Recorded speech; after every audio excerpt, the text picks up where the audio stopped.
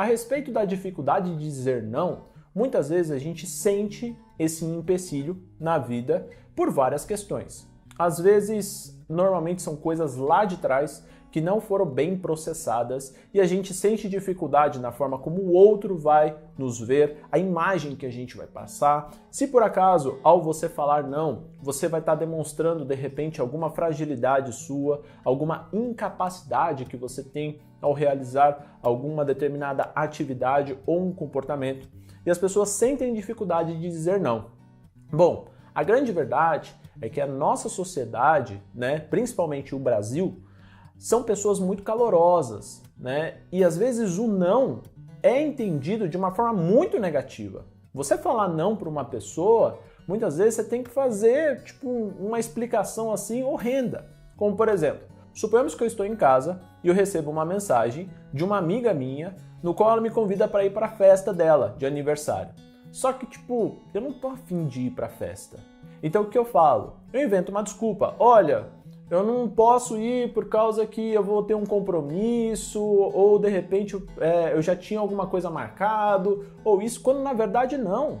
Eu estou inventando isso para o não ser tão direto, para ela não ficar tão magoada, Quando na verdade isso é uma dificuldade que eu tenho de me impor muitas vezes. Não, eu não quero ir, ou não, eu não tenho tempo para ir nesse momento, E a gente precisa olhar para isso de uma forma diferente, não de uma forma negativa, mas sim de uma forma assertiva. Como por exemplo, outras coisas que eu percebo que as pessoas têm bastante dificuldade é em relação ao trabalho. As pessoas muitas vezes aceitam o que os chefes falam para elas sem questionar, sem impor. Como por exemplo, suponhamos que o seu chefe vire para você e fale: você pode fazer isso para mim?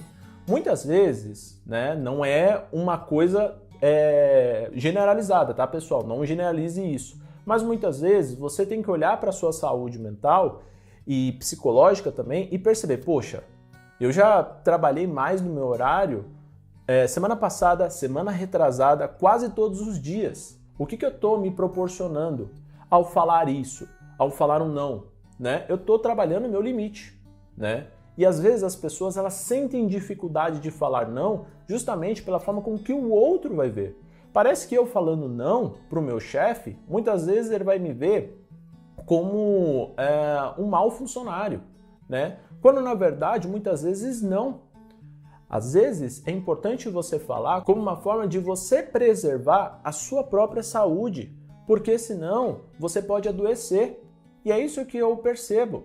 As pessoas que têm dificuldade de falar não, muitas vezes é aquela esponja, no qual vai sugando tudo, Às vezes tem vontade de falar não, mas parece que engasga aqui, Ou aqui no peito, muitas vezes, e a pessoa não consegue falar não. Então, para essas pessoas que não conseguem realmente falar o não, eu vou dar uma dica. Primeira coisa é o seguinte: é legal você pegar uma folha de papel e anotar tudo aquilo que te faz único, no seu trabalho ou na sua vida. Como, por exemplo, características em relação à sua personalidade, aquilo que você acha que você tem de melhor, aquilo que as pessoas falam de você, os feedbacks que você escuta no seu trabalho, e começar a colocar tudo num papel e começar a perceber o quanto daquelas coisas você tem dificuldade de ver na sua vida. Por quê? Porque essa dificuldade de falar não, muitas vezes pela imagem que o outro vai ter de você, você tem que consolidar a sua imagem. O que você representa para você. E não provar para os outros o que você é. Porque você prova não com a palavra, você prova com a ação.